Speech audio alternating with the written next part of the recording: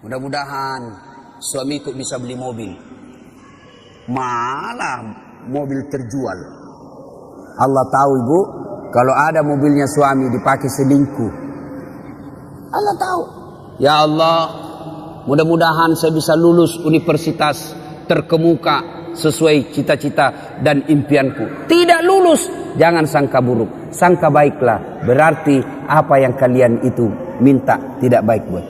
Ya Allah, mudah-mudahan bapakku tulus nyalek, kok tidak lulus, tidak lolos. Berarti bukan itu yang terbaik. Dan Rasulullah Sallallahu Alaihi Wasallam pernah mengisahkan di surga kelak ada orang masuk surga lalu diberi hadiah oleh Allah. Nih hadiahmu, ini banyak sekali hadiah. Lalu orang ini berkata, ya Allah, banyak begitu kau kasih saya. Rasanya amal yang saya lakukan di dunia tidak sebanyak ini. Kenapa banyak begini? Ibaratnya amalnya cuma 5, Allah kasih 5.000. Lalu Allah menjawab, ketahuilah, itulah doa-doamu yang tidak aku kabulkan ketika kau hidup di dunia. Karena saya tahu kau tidak mampu memikul apa yang kau minta itu.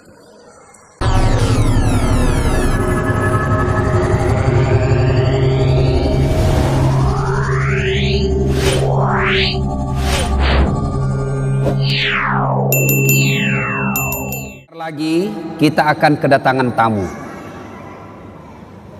Tamu kita bukan Jokowi, bukan Prabowo, bukan Erdogan, tapi tamu kita bulan suci Ramadan. Tanggal berapa orang puasa? Tanggal berapa? Tanggal berapa? Lobet orang-orang di Batam ya. Kecil suaranya. Tanggal berapa? 6. 6 atau 5? Hah? Nah, itulah orang Indonesia. Bingung kita, Pak. Satu Ramadan bingung. Ada yang bilang tanggal 5, ada tanggal 6. Tapi satu Muharram sama semua. Ya. Nah, kita akan kedatangan tamu namanya bulan suci Ramadan. Ibuku di kampung, kalau dia mau kedatangan tamu, maka dia segera berbenah diri. Rumah dipel, spraynya diganti, gorden diganti. Bahkan menu makanan pun lain dari biasa. Bahkan dia bilang, potong kue ayam, ada tamu mau datang.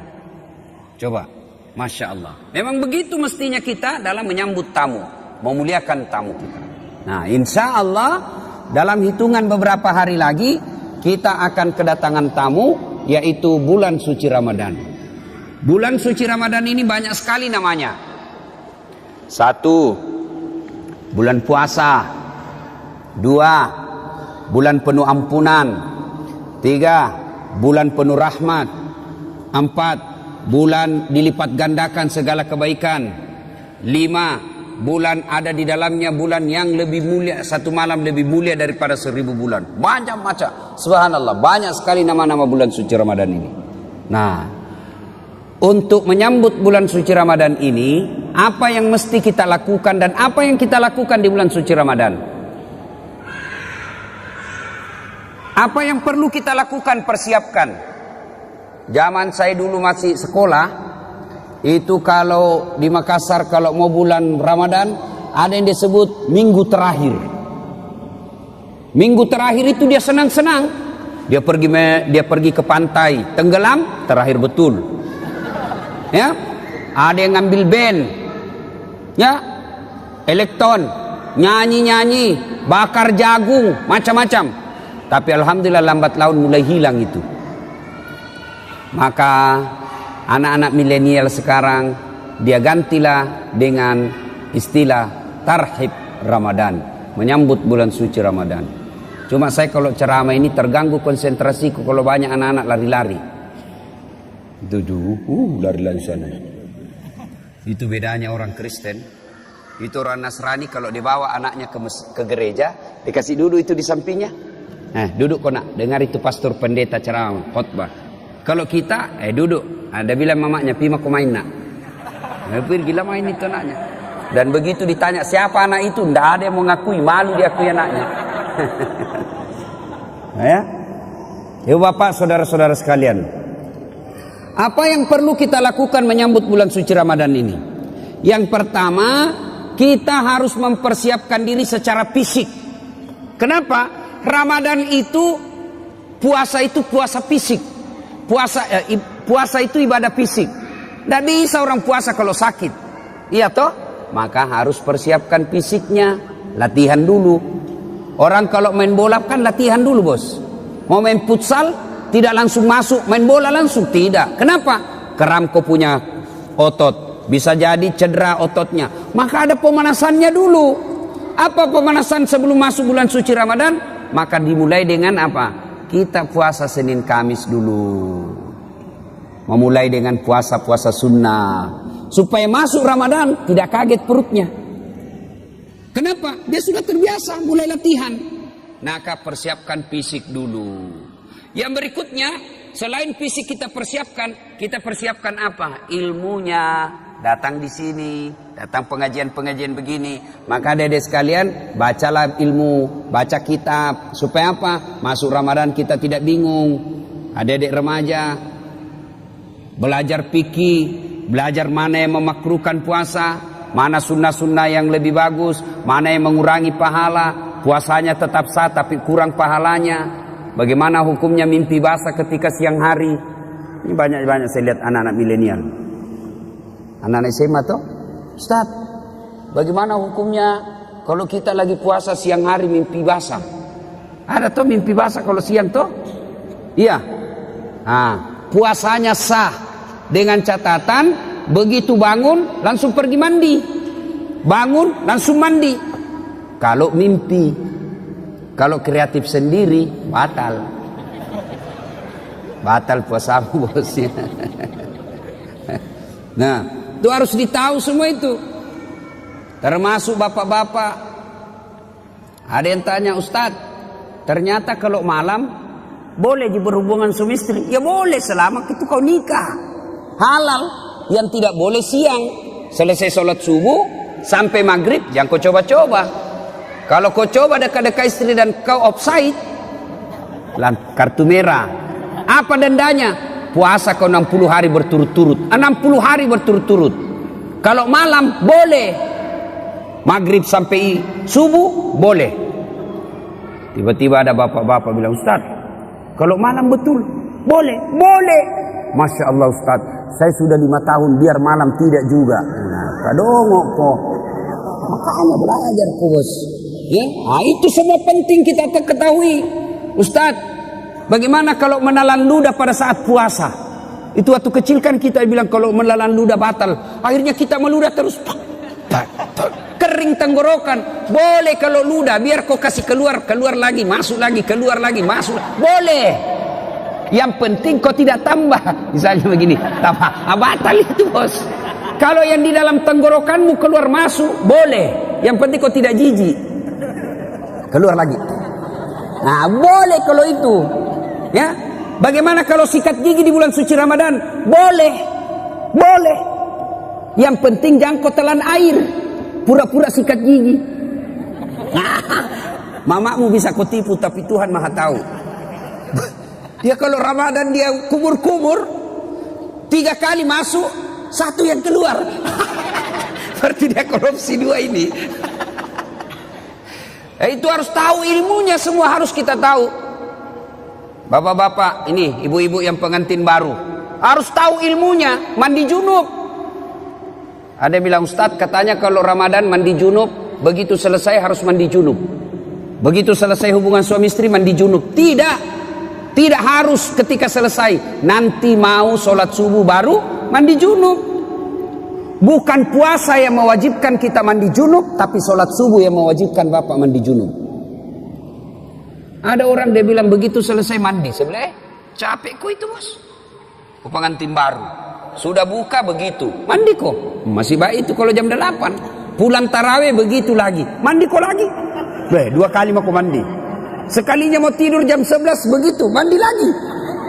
Bangun jam 2 begitu. Mandi lagi. Sekalinya mau makan sahur begitu. Mandi lagi. 5 kali mandi satu malam. Mesek kok, bos. Jadi kapan mandinya? Episode terakhir. Nah, ada juga kalau misalnya cuma ya kok ketawa anak muda, ini urusan orang tua. Nah. Ada juga yang misalnya malam, misalnya jam 11 mau tidur. Ya. Kapan mandinya? Apakah sebelum makan sahur? Jadi kalau bapak makan sahurnya jam 2, apakah mandinya sebelum jam 2? Tidak. Bukan makan sahur yang mewajibkan bapak mandi junub. Tapi kapan? Sebelum sholat subuh. Jadi saya ulangi, sholat subuh yang mewajibkan ibu bapak wajib mandi junub, bukan karena puasa. Itu harus ditahu semua. Maka sebelum masuk puasa, belajar.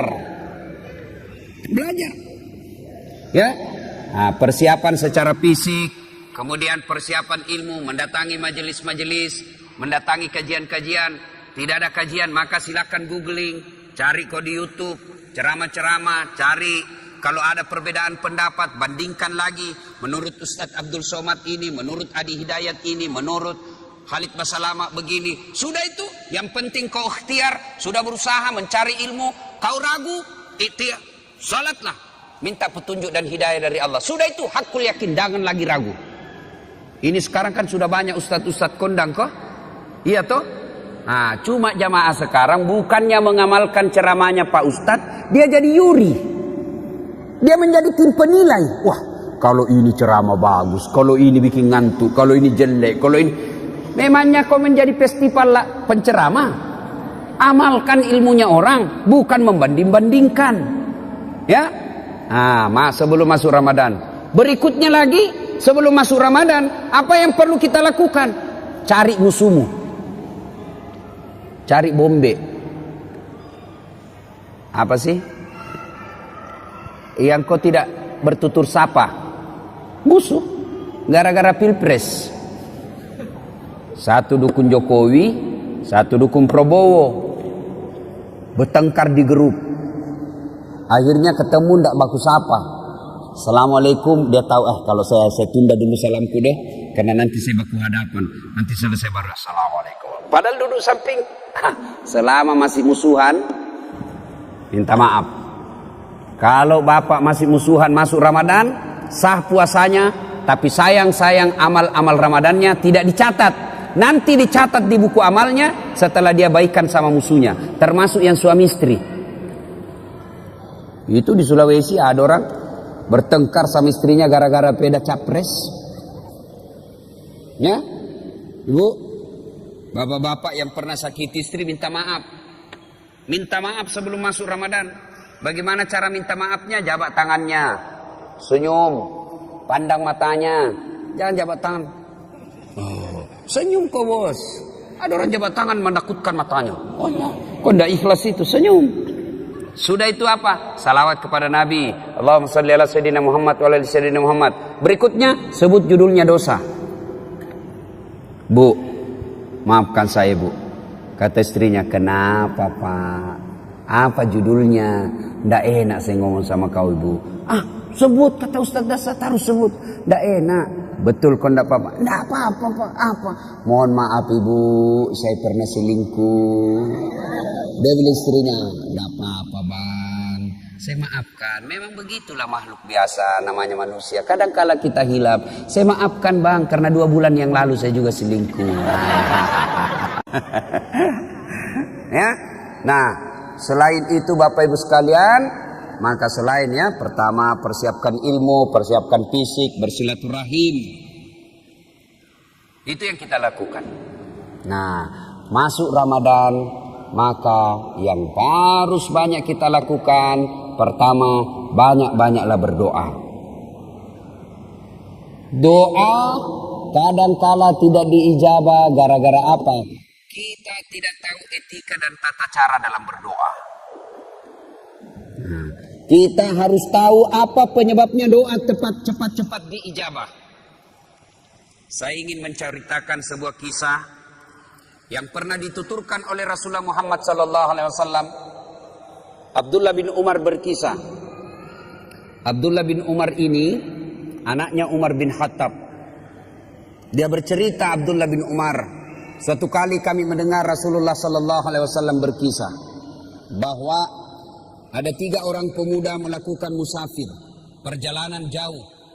Tiba waktu malam, maka mereka mencari penginapan. Tidak ada rumah, maka mereka nginap di dalam gua. Tahu gua? Tahu gua, Dek? Tahu? Nah, itu batu lubang dalam gunung. Masuklah mereka bertiga, karena waktu itu tidak ada hotel. Masuk bertiga. Begitu mereka tidur, bangun. Saat bangun, didapatinya pintu gua sudah tertutup oleh batu. Jadi anggaplah ini, ya anggap. Ini mulut gua tertutup batu. Mereka bangun, Masya Allah. Inna lillahi wa inna ilaihi rajiun. Tertutup pintu. Dia dorong, tidak bisa terbuka. Dorong lagi, tidak bisa terbuka. Akhirnya satu di antara mereka berkata, ayo kita minta pertolongan Allah. Bagaimana caranya? Mari kita berdoa. Majulah orang pertama berdoa. Ya Allah, saya pernah mengurusi ibu saya. Saya bekerja di pasar. Setiap hari, jika masuk waktu siang, waktu duhur, saya balik ke rumah saya dari pasar, jalan kaki berkilo-kilometer. Saya suapi ibu saya makan. Saya tuntun ibu saya makan. Selesai saya beri makan, saya kasih pakaian yang rapi. Lalu saya tuntun sholat duhur. Selesai semuanya, selesai makan, selesai sholat duhur, saya balik lagi ke pasar, mengurus dagangan saya. Tiap hari aku lakukan itu, ya Allah. Ya Allah, sambil dia kenang kebaikannya ini, dia berdoa kepada Allah. Ya Allah, jika mengurus orang tua, melayani ibu saya adalah kebaikan di sisimu, dan engkau merasa pantas membalasnya, maka saya mohon kepadamu, ya Allah, kabulkan doaku, bukalah pintu gua ini. Tiba-tiba pintu gua bergerak. Terbuka. Belum, hanya geser sedikit, tapi belum bisa dilalui manusia. Selesai berdoa, dia tunjuk orang kedua. Mas bro, kau lagi berdoa. Maju orang kedua berdoa. Ya Allah, saya pernah mencintai seorang perempuan yang tak lain adalah sepupuku sendiri. Saya sangat menyayanginya. Aku ingin sekali bersamanya. Dan di suatu ketika datanglah perempuan ini meminta tolong kepadaku. Mas, tolonglah saya, pinjami duitmu. Saya butuh sekali duit. Katanya ini anak muda, boleh saya pinjami kamu, tapi dengan catatan, temani saya tidur satu malam. Bagaimana caranya? Nah, kau bukan muhrim. Terserah. Mau kau saya bantu? Itu. Kalau kau tidak mau, tidak usah. Saya tidak pinjami kau. Karena butuh sekali ini perempuan. Akhirnya oke, saya terima persyaratannya. Maka ketemulah mereka di tempat yang mereka telah sepakati. Pada jam yang mereka telah sepakati. Datanglah ini perempuan. Mulai dengan berpakaian cantik. Sampai telanjang bulat. Telanjang bulat. Bukan telanjang segitiga. Telanjang bulat. Saya tidak tahu juga. Jangan kau tanya saya kenapa disebut telanjang bulat. Saya juga tidak tahu kenapa. Karena memang sudah begitu sejak lahir. Ditanya saya. Kenapa orang tidak bilang telanjang segitiga ya? Telanjang segi empat. Atau telanjang persegi empat. Telanjang bulat. Tidak tahu kenapa. Jangan kau tanya saya tidak tahu jawabannya. Dia sudah telanjang bulat ini perempuan. Ini laki-laki sudah mau mendatanginya. Tiba-tiba laki-laki ini seolah-olah melihat rambu lalu lintas. Huruf P silang warna merah. Dilarang parkir. Oh, tidak jadi ini laki-laki. Astagfirullah. Dia tinggal, dia palingkan pandangan.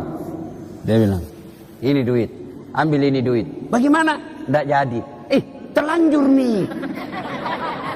Tidak jadi. Jadi, kau tidak usah utang. Ambil saja ini duit. Saya bantu kau lillahi ta'ala. Kira-kira kalau kau bos? Tak kalah nih deh. Masya Allah. Dia tinggalkan. Sambil mengenang kebaikannya itu. Lalu dia berdoa kepada Allah. Ya Allah. Jika pada saat itu saya mampu mengendalikan diri, saya tidak berzina padahal dia sudah di depan mata saya. Saya tidak berzina karena saya takut kepadamu ya Allah. Jika itu adalah kebaikan di sisimu, saya mohon kepadamu ya Allah, kabulkan doaku, bukalah pintu ini. Akhirnya bergetar lagi tuh pintu gua. Tapi belum bisa dilewati. Maju orang ketiga. Kau yang terakhir. Majulah orang ketiga. Ya Allah, Saya pernah punya pegawai, sebelum dia gajian dia pergi merantau, maka aku simpanlah dia punya gaji bulanan. Gaji bulanan itu kemudian saya belikan seekor kambing perempuan, kambing betina hamil tidak ada suaminya. Kenapa ketawa? Namanya juga kambing. Wajar, masa ada kambing akad nikah.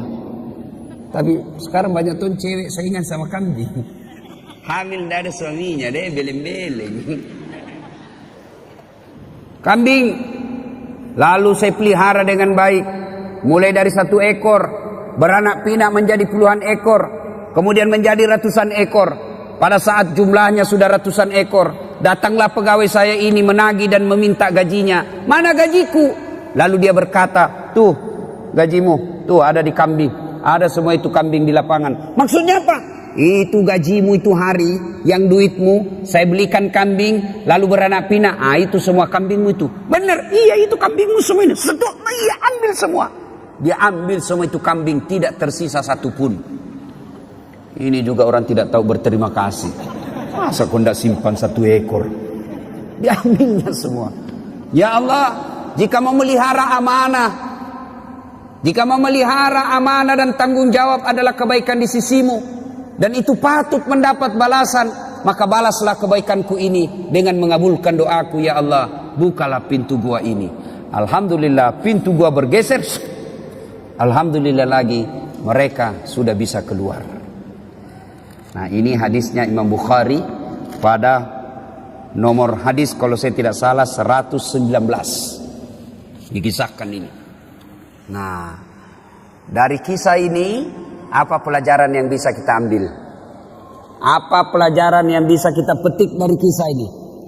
Pertama, ternyata tidak ada manusia yang tidak ada masalahnya. Adik-adik, ada enggak di sini yang tidak ada masalahnya? Ada? Jatuh cinta. Apa masalahmu? Dia suka enggak saya? Nah, sudah disuka, selesai masalahmu? Belum. Lamar. Dia terima enggak saya? Sudah dilamar, selesai masalah? Tidak, masalah baru. Apa? Uang panai. Orang Bugis uang panai, cocok enggak? Oke, diterima uang panai, masalah selesai itu, menikah. Sudah menikah, selesai masalah? Tidak. Apalagi mau punya rumah. Sudah punya rumah, selesai masalah? Tidak. Mau punya anak. Sudah punya anak, selesai masalahnya? Tidak. Langsung tua dilihat istrinya, jelek lagi dilihat istrinya, mau lagi kawin lagi. Coba, tidak ada masalah, semua ada masalah. Bahkan ini saya lihat semua ini muka-muka penuh masalah ini semua ini. Yang paling banyak masalahnya sekarang itu caleg yang tidak terpilih dan banyak utang balihonya. Itu paling banyak masalahnya itu. Ayo, tidak ada orang tidak ada masalahnya. Semua punya masalah. Belajar dari kisah tadi. Jangankan kita yang tinggal di kota Batam, ini saja manusia dalam gua ada masalahnya. Apalagi kita. Jangankan kita yang banyak dosa dan kesalahan, yang hampir tiap hari punya dosa, hampir tiap hari punya maksiat. Nabi dan Rasul tidak ada dosanya itu Nabi Muhammad. Apa tidak punya masalah? Penuh dengan masalah hidup beliau. Rentetan masalah dan masalah. Masih 6 bulan sudah lahir, belum lahir sudah meninggal wafatnya. Wafat bapaknya baru 3 hari diambil ibu susunya Halimatus Sa'diyah. 4 tahun bersama ibu susu kembali ke ibunya. Baru 2 tahun bersama ibunya meninggal pula ibunya ketika usia 6 tahun. Diambil oleh kakeknya, baru 2 tahun bersama kakeknya, meninggal pula kakeknya, diambil oleh pamannya. Usia 12 tahun mereka, Rasulullah sudah mulai berperang, ikut perang, bukan perang agama tapi perang kelompok. Usia 16 tahun mulai berdagang bersama paman beliau, jalan kaki naik unta ke Syam. Penuh dengan masalah. Di Mekah diusir dari kampungnya. Siapa yang mengusirnya Nabi? Bukan orang lain. Siapa yang mengusirnya? Pamannya sendiri. Nabi saja penuh dengan masalah. Minta pertolongan ke Taif. Apa dibantu di Taif? Tidak, dilempari satu kampung di Taif. Nabi penuh dengan masalah. Apalagi kita.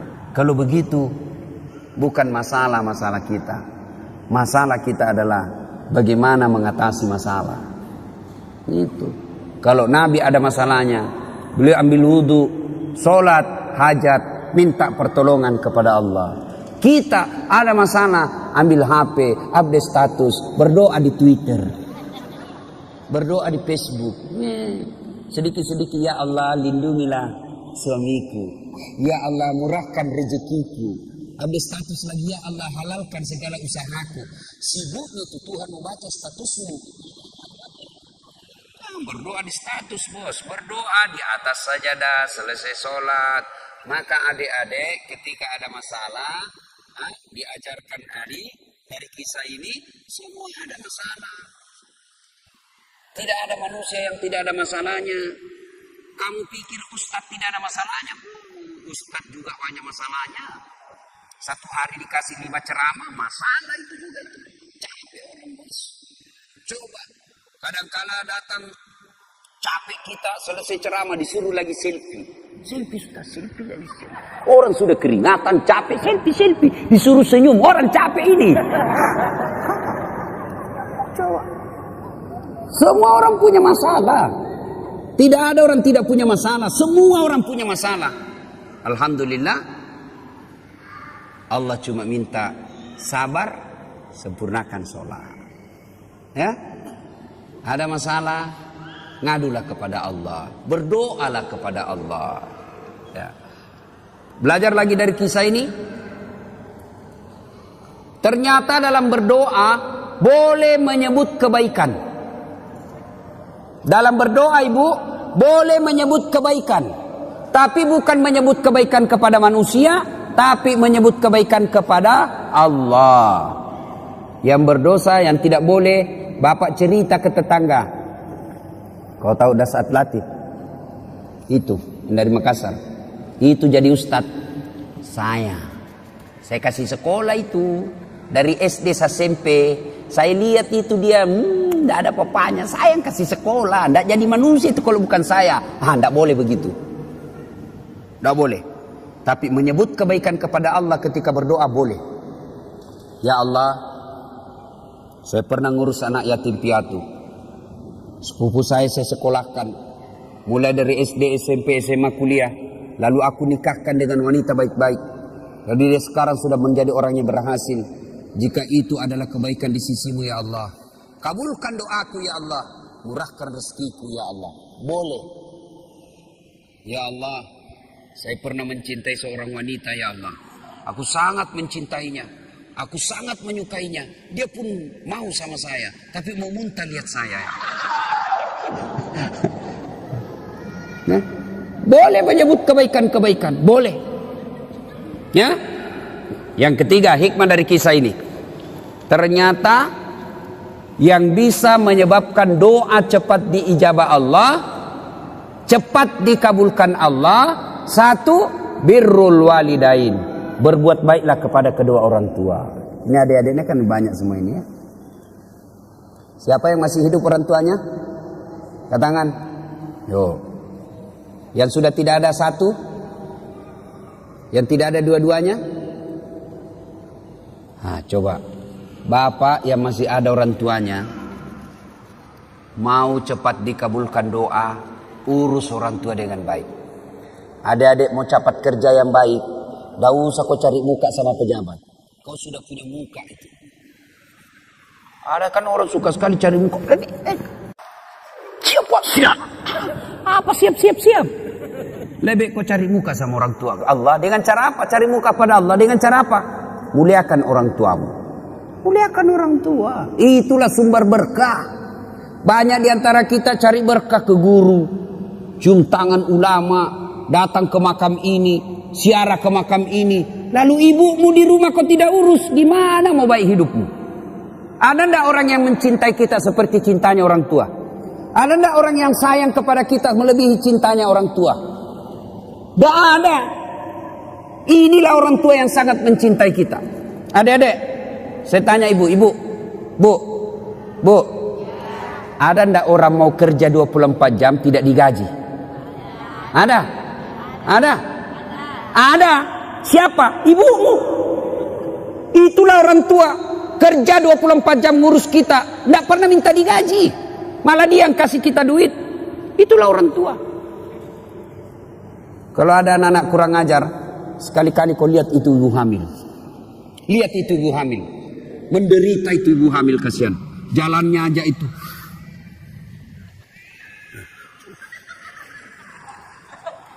Coba itu. Apalagi kalau dia sudah 7 bulan. Kakinya ada di sini. Naik lagi di sini. Masuk nih, masuk. Coba. Kasihannya itu ibu hamil. Dah. Apalagi kalau dia tidur. Coba lihat ibu hamil kalau tidur. Tidak ada enaknya. Satu aja kasihan gayanya itu, gaya pasrah.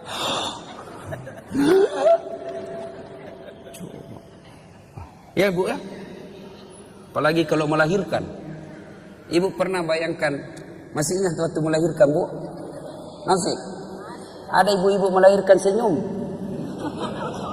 Mentang-mentang dia artis. Keluar kok nak. Tidak.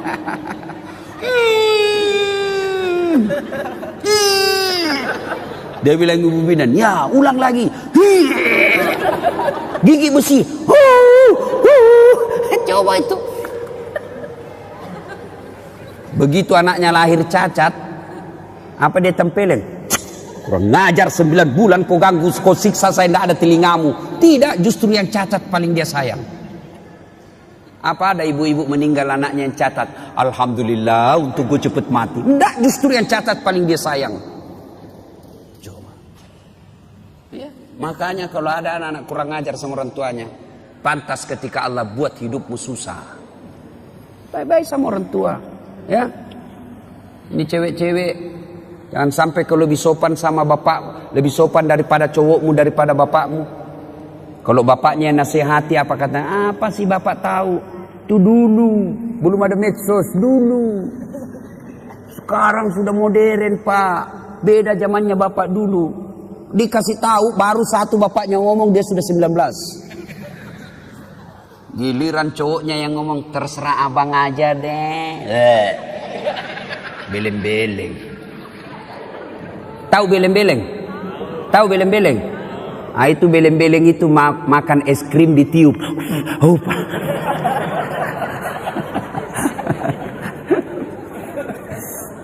Iya. Berbuat baiklah sama orang tua. Adik-adik, bagaimana cara berbuat baik sama orang tua? 1. Suara tidak boleh lebih keras dari ibu. Itu jelas, itu protapnya. Dalam Quran sudah jelas sekali protapnya. Imma yablughanna indakal kibra ahaduhuma au kilahuma fala takul lahuma uf wala tanharhuma wa kullahuma qaulan karima. Itu sudah ada dalam Quran itu. Jangan kau berkata, sakit hatiku Ustaz. Berapa sakit hatimu dibanding sakitnya melahirkan? Ada kan ibu, ada kan anak-anak kasihan itu, siapa yang besarkan neneknya? Sejak lahir ditinggal sama ibunya. Ibunya pergi menikah lagi, bapaknya menikah lagi. Akhirnya ini anak dibesarkan oleh neneknya, disekolahkan dengan baik, dapat kerja yang baik, ternyata baru pulang ibunya. Ibunya gagal pernikahan keduanya, bapaknya pun demikian. Lalu datanglah ini orang tua ke anaknya yang tidak pernah diurusnya. Ini anaknya marah. Apa bapak saya, dia terima beres, ibu saya tidak pernah diurus. Biar kau kasih haji ibumu 2 kali. Kau belikan ibumu 1 kilo emas. Kau bikinkan istana belum seimbang dengan darah yang ada menetes dalam dirimu. Itu dari orang tua. Ya, jadi tidak ada jalan itu mau melawan orang tua. Belajar dari kisahnya Ibrahim alaihissalam. Ibrahim alaihissalam dapat, siapa namanya bapaknya Ibrahim? Siapa? Azhar. Dia nyembah berhala. Ibrahim mau ribut sama bapaknya, mau lawan bapaknya. Apa kata Ibrahim? Kata Allah, sadar kau Ibrahim, bapakmu itu, tapi dia nyembah berhala ya Allah. Allah berfirman, bagaimanapun dia bapakmu, jangan kau lawan bapakmu. Ya? Jadi agar doa cepat diijabah Allah, birrul walidain, berbuat baiklah kepada kedua orang tua. Adik-adik, saya menganjurkan pulang ini cium tangan orang tua. Kalau saya bukan cuma tangan, kakinya ibu saya cium. Ya, kalau mau berkah hidup bos, sudah muliakan orang tuamu. Allah yang ngurus kamu, bisa beli mobil, bisa punya rumah, mendapat istri yang baik. Caranya apa? Birrul walidain, berbuat baiklah kepada kedua orang tua. Yang kedua, yang menyebab doa cepat diijabah Allah adalah menghindari dosa dan maksiat. Bagi kita laki-laki dosa yang paling besar itu apa? Dosa perempuan. Tapi ini perempuan tolong kami kerjasama. Ya, kami ini laki-laki jaga mata, tolong kalian jaga akhlak. Biar kami setengah mati jaga mata, kalau kalian gentayangan susah. Masa kita mau jalan begini terus? Ada paha, ada dada, ya pasti dia dilihat barang bagus bos. Tapi jangan kok aniaya kami. Saya ini paling kasihan saya itu kalau di Makassar. Saya keluar rumah sholat duha dulu, berdoa dulu, zikir dulu. Baru 10 menit keluar dari rumah di jalan, habis saya punya zikir. Sebelah kanan dada, balik ke kiri paha, di depan kita dada, balik ke belakang pantat. Waduh, habis. Dia bilang orang, kenapa kau lihat Ustaz? Pasti dilihat, barang bagus bos. Makanya jangan, kata Nabi, jangan gara-gara perbuatanmu orang berdosa. Ya, kita ini dosa yang paling gampang membuat kita masuk neraka, mata. Mata ini yang paling gampang masuk neraka kita. Tadi lihat tiba-tiba kita zikir, tiba-tiba lihat cewek, ada cewek cantik, kelihatan pahanya. Kira-kira kalau lagi duduk depan rumah lihat cewek kelihatan pahanya, apa kau baca cowok? Apa? Bukan alhamdulillah bos. Bukan. Apa diucapkan? Subhanallah, maha suci Allah yang telah menciptakan keindahan itu. Bukan itu paha dipuji, tapi Allah dipuji karena dia ciptakan itu paha indah. Maha suci Allah yang telah menciptakan keindahan itu. Itu pahala. Orang Bugis bilang dalemak galendrong. Rezekimu itu bos. Kapan batasnya? Batasnya kedipan. Begitu berkedip, istighfar, palingkan pandangan. Astagfirullah. Jangan juga setelah kau tahan kedipannya. Pas berkedip dia bilang astagfirullah. Tapi matanya tidak dipalingkan. Astagfirullah. Astagfirullah. Bukan begitu. Ya, jelas ya. Menghindari maksiat, menghindari dosa. Dan dosa buat kita ini anak muda, yang paling besar peluang kita berdosa adalah zina. Perempuan. Makanya adik-adik sekalian yang sudah sarjana atau sudah tidak punya cita-cita untuk kuliah, tamat SMA, dan kau sudah mulai pintar berdewasa mencari-cari nafkah, segeralah menikah. Tidak usah khawatir, rezeki Allah yang ngatur. Nah, menghindari maksiat, menghindari dosa. Dan yang ketiga, yang membuat doa kita cepat diijabah Allah adalah memelihara amanah. Amanah tidak mesti jabatan. Ini kita semua ada amanah kita. Tanggung jawab kita ada. Ibu bapak orang tua tanggung jawabnya apa? Ngurus anak. Ketua RT amanahnya apa? Ngurus rukun tetangga. Caleg amanahnya apa? Suara rakyat. Itu semua amanah. Orang yang memelihara amanah maka akan mengabulkan, akan menyebabkan cepat doanya dikabulkan Allah. Saya bukan caleg Ustadz, anggota DPR bukan, ketua RT bukan, ketua organisasi bukan. Apa amanah yang Allah berikan kepada kita? Amanah yang Allah berikan kepada kita adalah anggota tubuh. Ini semua nanti akan ditanya. Mata kita akan ditanya, tangan kita akan ditanya, kaki kita akan ditanya. Dalam Al-Quran kan Allah jelaskan, Bismillahirrahmanirrahim, Al-yawma nahtimu ala afwahihim wa tukallimuna aydihim wa tashhadu arjuluhum bima kanu yaksibun. Tangan kita akan bicara, mulut kita akan bicara, kulit-kulit kita akan bicara atas segala nikmat. Nikmat itu amanah yang Allah berikan kepada kita. Mata ini amanah yang Allah berikan, maka jangan dipergunakan kecuali yang bermanfaat. Cara membersihkan anggota tubuh dari dosa. Anggota tubuh ini dibersihkan dari dosa dan kesalahan. Bagaimana caranya? Salah satu caranya ketika wudu. Berapa kali minimal kita wudu? Berapa kali minimal wudu ibu? Berapa? minimal 5 kali, sholat 5 waktu. Maka Nabi mengajarkan setiap wudhu kau doa, mulai dibasuh tangan, jari-jari mulai. Itu sudah diajarkan doa. Ya Allah, ampuni dosa yang telah dilakukan tangan saya. Tangan kanan jari-jarinya masuk, jari-jari kiri masuk. Yang panjang kukunya hati-hati, bisa masuk setan di situ. Sambil berdoa, ya Allah, ampuni dosa yang telah dilakukan tangan saya. Apa dosa tangan? Orang Makassar bilang kokbi. Apa kokbi? Colek. Teman SMA dicolek. Coleknya dengan nafsu. Bisa itu dibedakan bos, colek teman dengan colek syahwat. Kalau colek teman sedikit saja dia.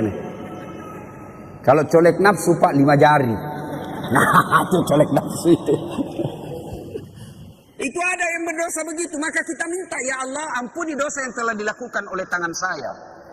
Lalu dibasuh lagi mulut, kita berdoa lagi, ya Allah ampuni dosa yang telah dilakukan mulut saya. Disunnahkan masukkan jari-jari, syukur-syukur kalau bisa sikat gigi. Ya Allah ampuni dosa yang telah dilakukan mulut saya. Apa dosanya mulut? Gosip. Nah ini aslinya ini perempuan. Atau ada laki-laki tukang gosip? Kelainan jenis kelamin kok itu. Kalau perempuan memang fitrahnya itu tukang gosip. Gini duduk-duduk begini damai tapi gersang. Dia ada tapi matanya itu sinis. Nah, itu. Ya. Nah, dibasuh lagi hidung. Basuh hidung dimasukin, sunnah itu. Masukin air sedikit. Baru keluarin. Nah. Baca ya Allah, ampuni dosa yang telah dilakukan hidung saya. Apa dosanya hidung? Kau lebih tahu lah. Mencium yang bukan landasannya. Sudah itu membasuh wajah. Ini yang paling banyak. Ya Allah, ampuni dosa yang telah dilakukan oleh mata saya dan putihkanlah wajah saya di padang mahsyar kelak. Nah, apa dosa mata? Ngintip. Nah, itu dosa. Maka kita minta ampuni dosa yang telah dilakukan mata saya dan putihkanlah wajah saya di padang mahsyar kelak. Salah satu tanda umatnya Rasulullah nanti di akhirat, wajahnya bercahaya ibarat bulan. Nah, sudah itu dibasuh lengan. Ini yang paling banyak kita salah. Basuh lengan sunnahnya dari jari ke siku. Iya toh berarti prakteknya begini kan? Tapi yang kita praktek apa? Siku ke jari. Buka keran.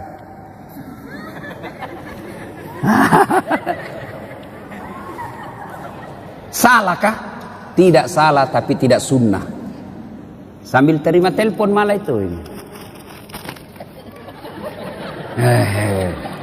Beleng-beleng. Ya. Ya. Nah, pada saat itu kita berdoa lagi, ya Allah ampunilah dosa yang telah dilakukan oleh tangan saya dan berikanlah kitab kebaikan saya nanti di akhirat menerima tangan kanan. Itu kata Nabi, siapa orang yang diberikan kitab kebaikannya, ijazahnya, laporannya dengan tangan kanan atau dari depan, maka dia masuk surga. Sebaliknya, apabila diberikan kitabnya dari tangan kiri atau dari belakang, maka dia masuk neraka. Maka kita berdoa, ya Allah, berikan catatan kebaikanku nanti di akhirat menerima tangan kanan. Ya, sudah basuh itu. Berikutnya, membasuh rambut.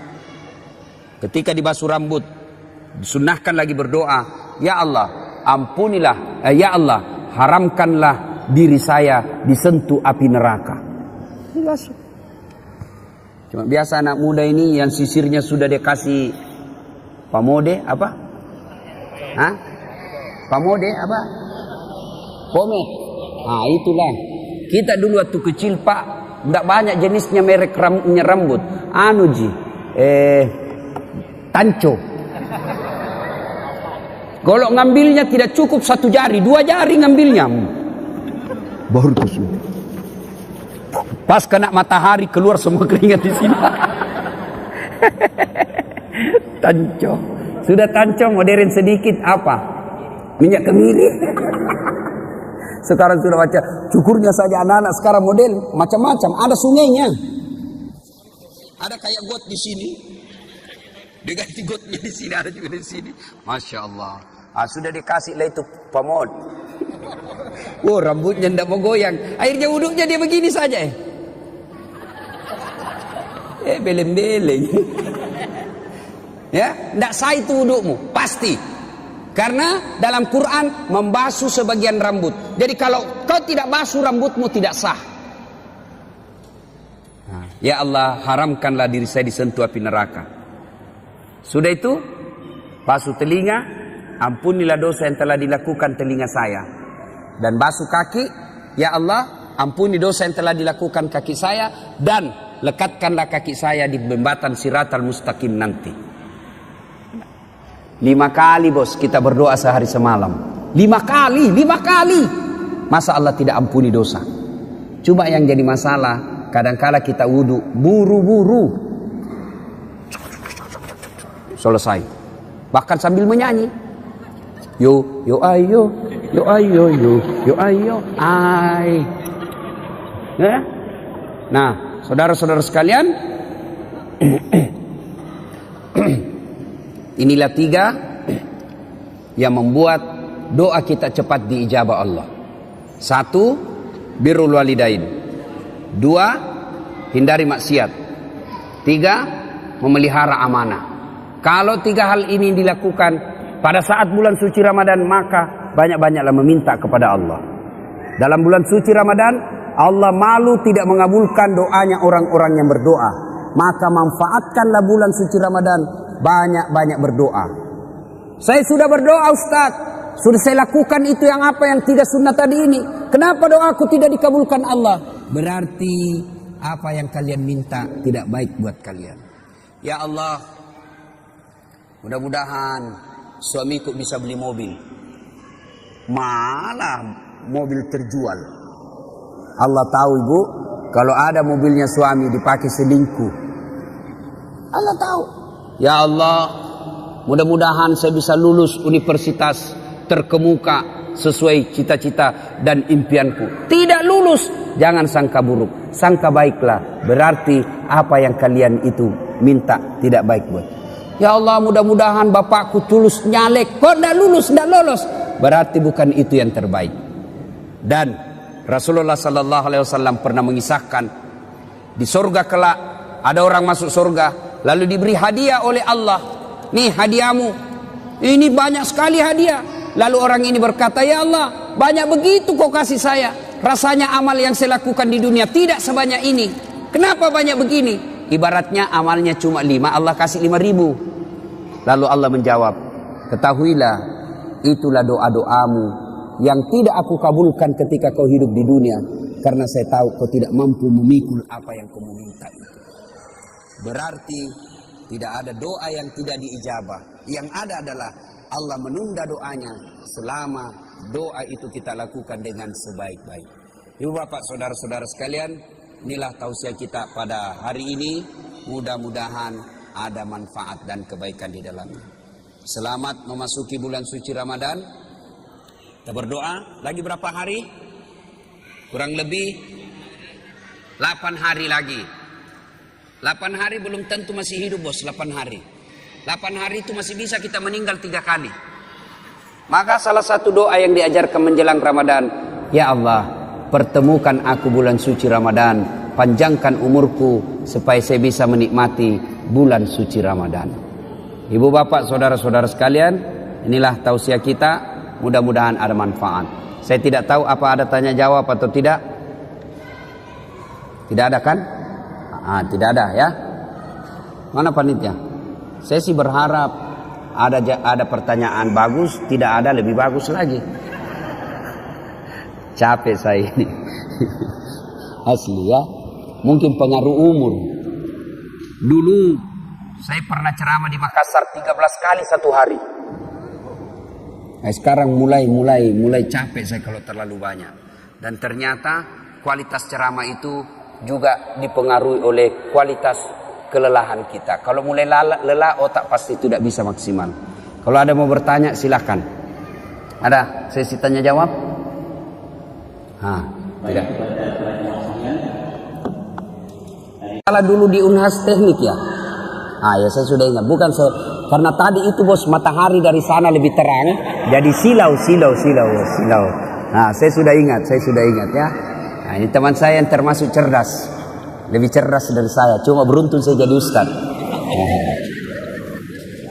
Ya. Dulu waktu saya SD kecil, Pak. Kecil, memang kecil. Sampai sekarang masih kecil. Ya.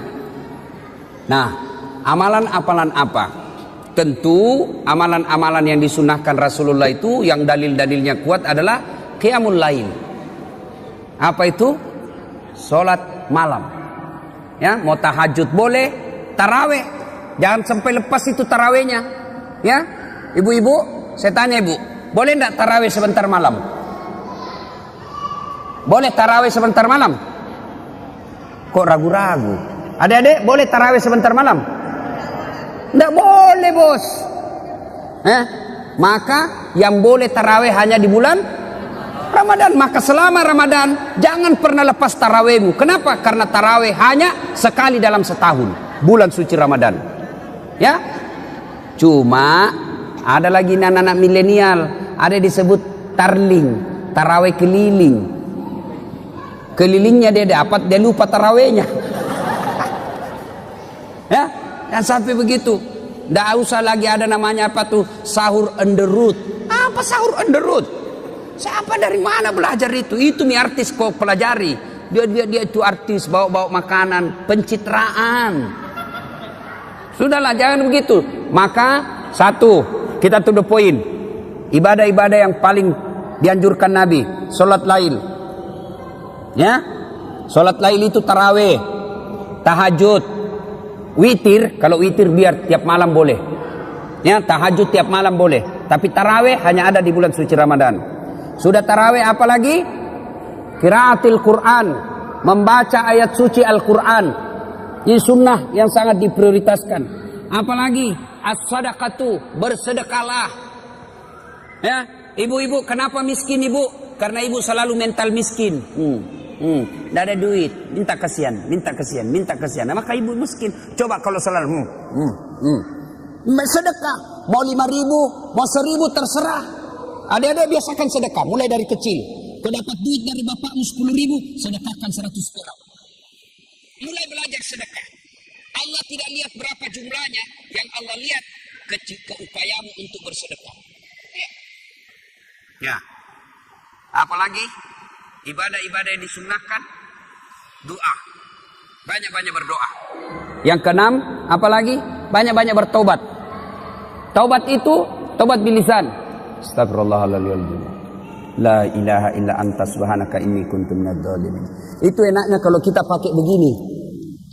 Coba lihat kalau pegang begini. Otomatis itu kita langsung zikir.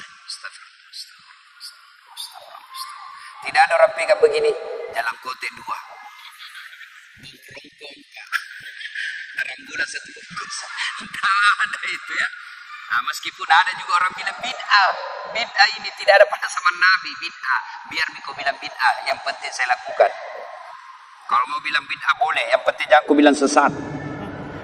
Ini kan gampang sekali orang kadang-kala menyesatkan sesamanya muslim. Nah, banyak lagi ibadah-ibadah sunnah-sunnah yang dilakukan, tapi prioritas itu yang dilakukan sudah cukup, lebih dari cukup, ya. Terima kasih, Bos. Semenit. Wah. Mau tahu? Coba lihat rahasia Allah. Mana pernah kita pikir ketemu saya di sini, di Batam? Mana pernah? Tidak pernah kita bayangkan dulu waktu SD kita tinggal dengar aja namanya Batam, tidak pernah. Ya. Jadi Allah punya rencana, maka hidupmu tenang kalau kau pasrahkan saja kepada Allah. Ada lagi Bu? Ibu, itu ada satu. Ya. Apalagi Bu? Sebelum masuk Ramadan. Tuh.